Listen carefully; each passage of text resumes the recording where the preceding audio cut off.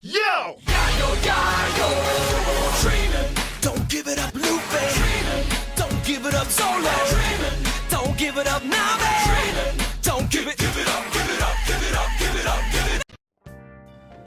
Hey guys, welcome back to the channel. It is the Phil that plays, and today we are playing round 4 of the Eggman Online tournament that happened last week on November 14th, if I'm not mistaken. Yes, round 4, it is me playing Blue Crocodile versus Red Purple Luffy, the second Red Purple Luffy that I got to play in that tournament. If you haven't already, please hit that like and subscribe button. We are on our way to 600 subs, hopefully by the end of the year. And with that being said and out of the way, let's get into the game. Round 1, so my first turn, I'm going second. I played Kaya to kind of get rid of some cards out of my hand because I don't think I had that good of a hand. And I wanted to try to, fix that with a turn 1 play, since Crocodile really doesn't have a turn 1 play, except, when I get my 1-drop Trafalgar Law Blocker. Neither does Luffy, though. I did end up going second because being able to stop him from being able to ramp one on his second turn, ramp it on his second turn was really big and helpful for this game. But usually Luffy's turn 2 is just swing big if they go first. So yeah, swinging 9k, I'm definitely not getting out of that. Excuse me, sorry, I'm getting over a little bit of a cold. All right, so now it's my turn 2. I have 4 Dawn. I'm thinking here, like, what's the move? What's the move? Because being obviously a 6k leader means I have to make sure I always put a Dawn on my leader if I want to swing in for pressure. So I do swing 6k into his leader. He does take the hit, and that's typically seen a lot in the Red Purple Luffy leaders, is that they don't really care about taking life super early. I do end up playing a blocker, Miss All Sunday, because honestly, I really didn't have a whole lot of other plays to do. I do have a event in the trash, so I was just thinking I might as well play that. Easy block, grab my event back. He now has 5 Dawn. So he has the opportunity to ramp right now, either by playing the event card, I can't remember what that card is called, lets him draw 1, ramp 1, or by playing the 4-cost body that allows him to draw 1. He does end up swinging 7k into my leader.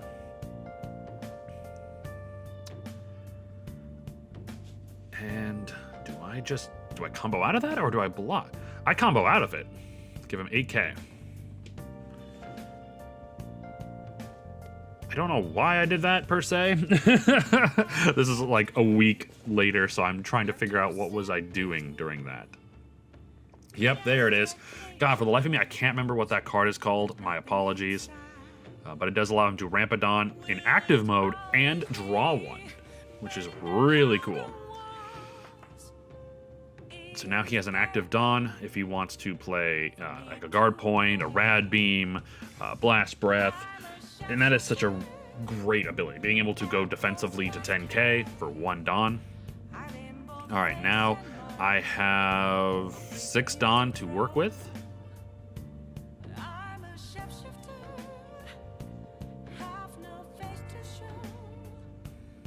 Let's see, I think we were having some fun banter because he actually knew a buddy of mine at my locals. So it was kind of cool to, talk with someone who knew someone from my locals. My buddy was also playing Red Purple Luffy in this tournament. He ended up dropping out after going, 3-2 or 2-3, I think. Let's see. Got 6 Dawn to work with. I think the move here is, swing 7k into lead. He does combo out. Tap 4 to play Kuma. Not Kuma, sorry, Pacifista.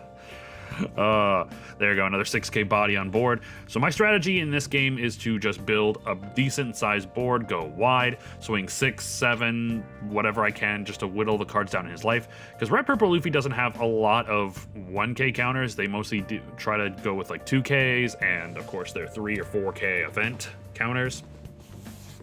You want to whittle their hand down because they do typically run a lot of cards that aren't counterable, like a lot of their bigger bodies, like Shanks, the new 10-drop Luffy, Kaido, Newgate. So we want to whittle down their resources in hand. He now should be working with 8 Dawn. Oh no, he's up to 10. Holy crap! Yeah, he got up to 10. I believe he was able to get to 9, and then he used his leader ability to go to 10. So now he can start swinging in big. So he does swing 6k into lead. What was I looking at my drop for? Oh, there's a cat in the corner. I go to combo to 7.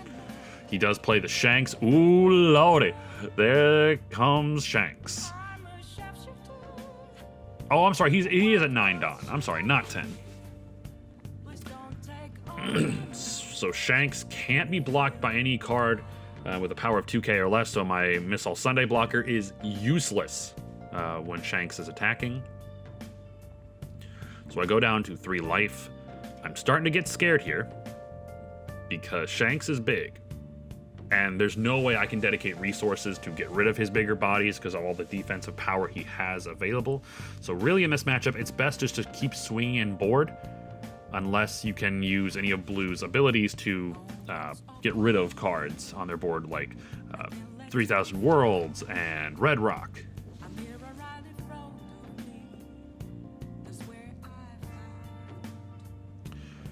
So I now have 8 Dawn to work with this turn.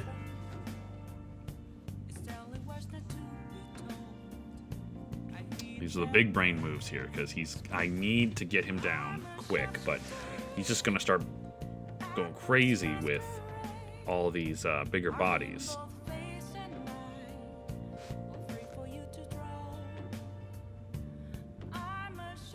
There we go. Swing 6k with the Pacifista. Just chipping away, little bit by little bit. There you go. Gets rid of a 1k. Swing 7 with the leader.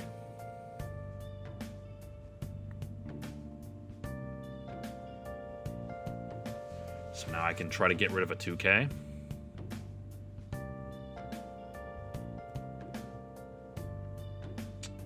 But does he have the 2k is the question.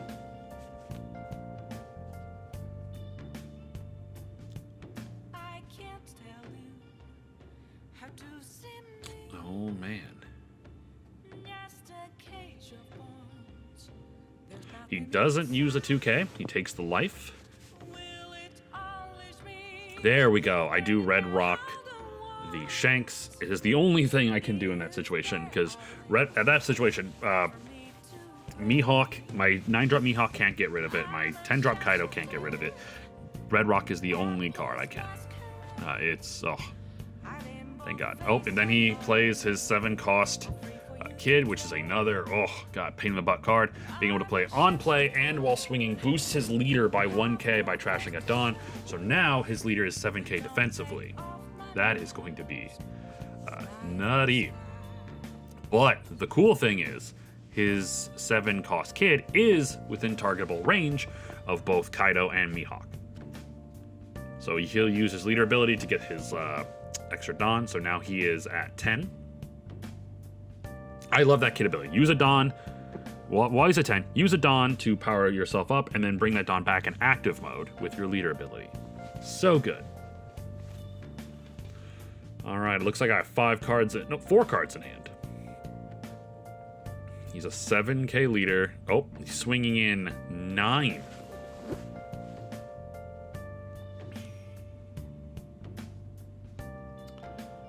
Swinging 9k with leader. At this point, in hindsight, I probably would, yep, there you go. I'll block with the Miss All Sunday, which will let me grab my Red Rock back to hand.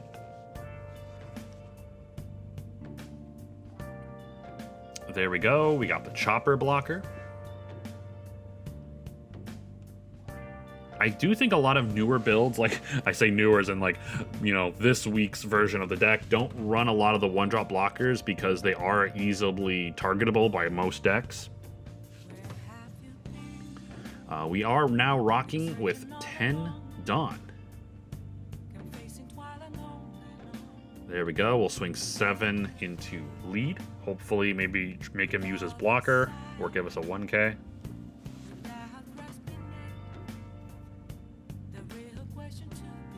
At this point, I notice he's having a hard time deciding if he wants to combo or block.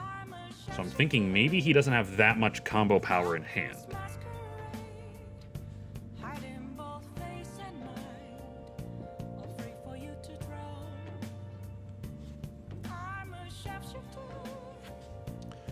Let's see. Yep, there you go. He gives me a 2K. So I know he doesn't have any 1Ks left in hand. Now I drop the Mihawk, bottom decking his 7-cost kid. In preparation for this tournament, I did play my buddy who is playing the red purple Luffy, like I said, and it did come down to like a 2 wins, 2 loss situation after our 4 games. And I started realizing that Blue Croc actually does have a pretty solid matchup into red purple Luffy, because I can just bottom deck a lot of his bigger bodies, and that is typically what red purple Luffy needs. He needs to build a board of like 9 drop swingers that in most decks you can't get rid of, but blue has ways to get around it. There we go. He does play another kid, so now his leader is back up to 7. He brings that Dawn back though with his leader ability, so he still has 4 to work with.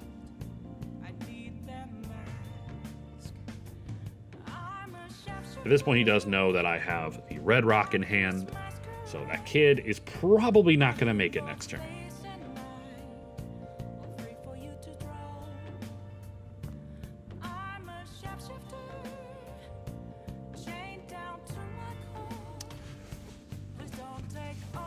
But, you know, this is a game. We still need to, you know, he does need to get me down to 0 life and then swing in. So what is he gonna do? He's gonna use 3. He's got 3 there, 1 on the side.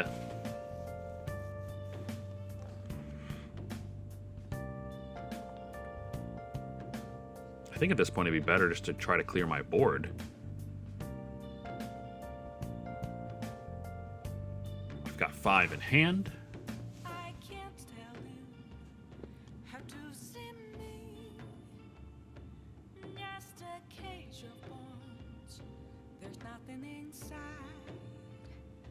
Alright, he swings in 9K.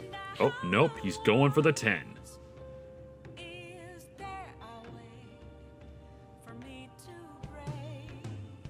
I think he's swinging 10K into my Pacifista.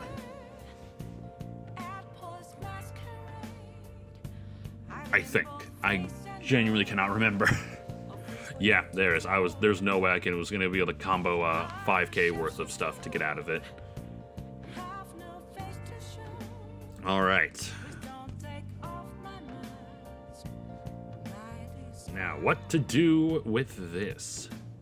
Looks like I do swing 9K into his lead. He does block with the chopper. I do play the Kaido, bouncing that back to his hand and bouncing the Kaya back to my hand. So I do get my 2K counter back, but now I have a 9K and a 12K body on board.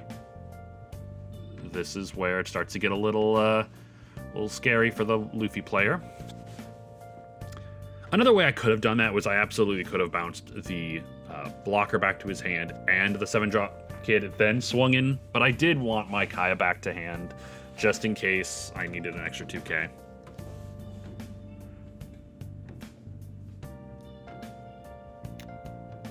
And now he's staring at 2 really big bodies on my board.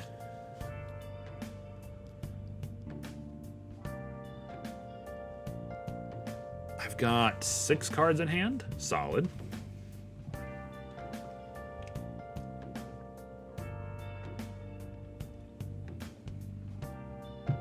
Of course, he plays Kid once again. Bounces leader to a 7K.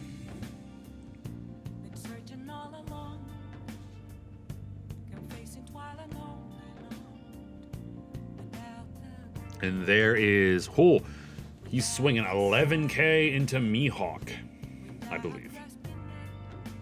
There's 11 and then 12.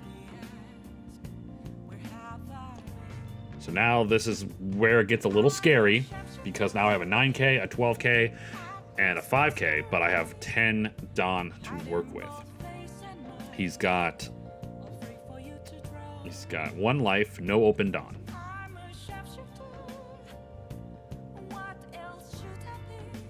So I do start dividing up my Don. Doing math in my head right now. Do I want to swing 9? Then just break up the other 2 Don. The other amounts of Don. But I think at this point, unless he's got a lot of 2Ks in hand, this could be the end. I do play Red Rock just to get rid of his 7K because I don't like it. Swing 10K into his leader means he needs to give me 4K worth of combo power to get out of it.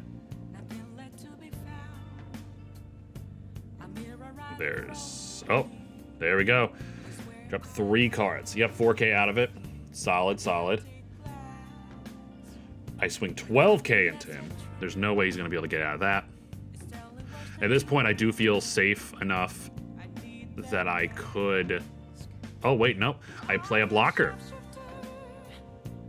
I guess I could have swung 8K into him, but all he would have had to do is drop a 2K and get out of it. So now I have a blocker, along with my 2 really big bodies. We're getting down to the wire here.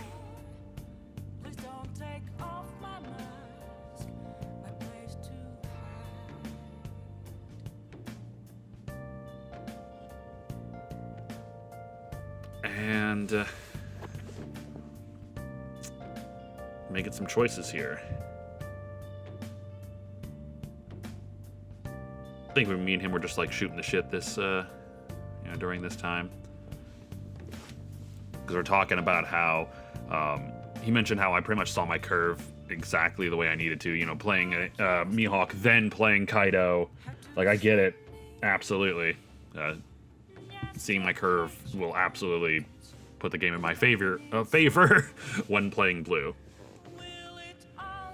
All right, and I think at this point, he does decide to forfeit, because at this point he's got really nothing in hand to play against me. And basically, like I said, seeing all my stuff on curve was absolutely necessary. Bottom decking all the stuff got me the win. Hey guys, thank you so much for checking out this video, and look out for round 5 coming tomorrow. Take care now. The story goes, we find out by the treasure in the grand line, there's no doubt. The pirate whose eye is on it, he'll sing, I'll be king of the pirates, I'm gonna be king. His name is Luffy. That's Monkey D. Luffy. King of the